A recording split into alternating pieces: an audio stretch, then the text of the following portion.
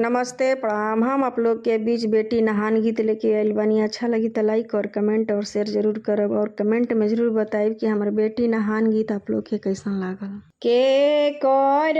भिंजला चूड़ी के कर कंगनावा के कर होला आजू सगुनी नहानावा के कर होला आजू सगुनी नहानावा मम्मी के भिंजला चूड़ी चाची के कंगनावा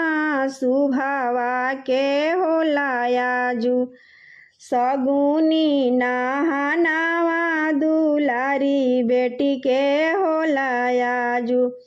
सगुनी नहानावा दुलारी धिया के होला आजू सगुनी नहानावा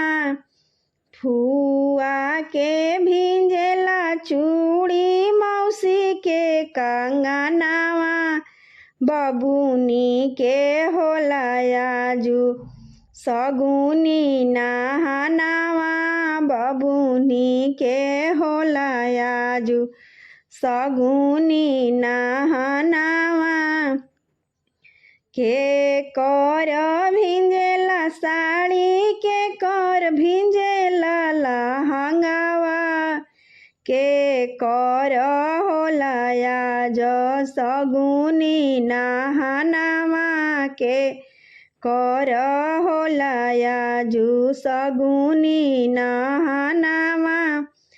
भाभी के भिंजला साड़ी दीदी के लहंगावा भाभी के भिंजला साड़ी दीदी के लहंगावा सुभावा के होला आज सगुनी नहानावा सुभावा के होला आज सगुनी नहानावा जेतने की सुभावा के होला नेहानावा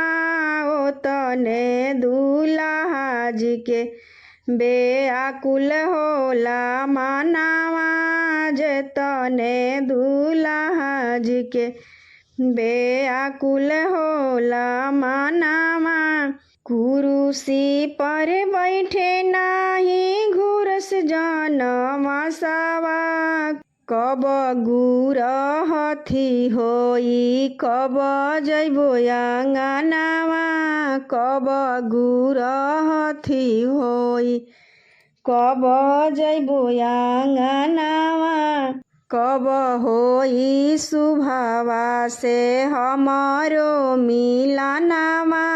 कब होई सुभावा से हमारो मिलनावा।